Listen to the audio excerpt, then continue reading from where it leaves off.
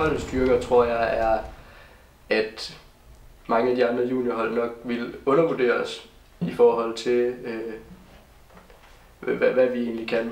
For jeg tror, at vi kan rigtig meget, og vi har et godt sammenhold på hold, og vi passer godt sammen. Vi spiller ret godt sammen.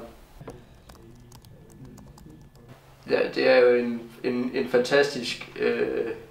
fantastisk mulighed, og at vi kan, altså faciliteterne er for eksempel, at vi kan styrketræne, og at vi har mulighed for morgentræne, og at hvis vi skal til udlandet og køre et løb, eller på træningslejr eller andet, hvis det går ind over skolen, så er der muligheder for at få det tilrettelagt, sådan at du stadigvæk kan tage med. Tak for i dag, drenge.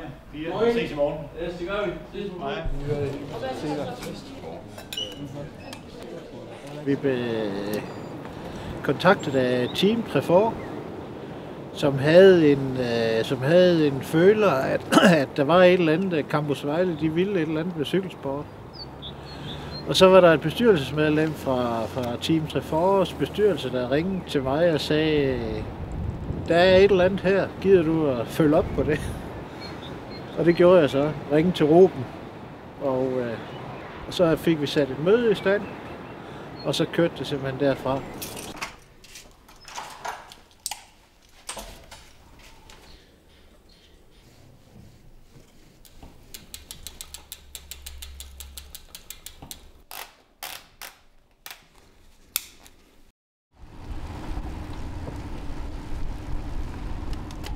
Vi har gerne skulle opbygge en eller anden grundbasis for elitecykling i trekantområdet. Vi vil meget gerne prøve at se, om vi kunne samle en gruppe, der kommer til at køre på Team CVM, sådan at de bliver fast engageret på sportscollege. Og det der så sammenhold og det kan vi føre ud i selvfølgelig nogle sportslige ambitioner, vi har.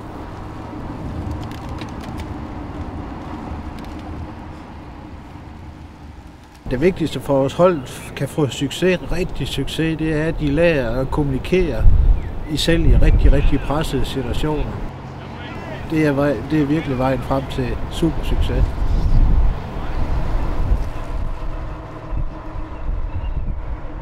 Når vi tager ud og kører et åbent dansk løb, så stiller vi ikke til start med en kaptajn og så 7 hjælperyttere.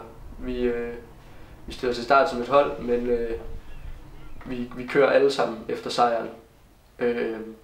Der er ikke en kaptajn, og det synes jeg er en stor styrke.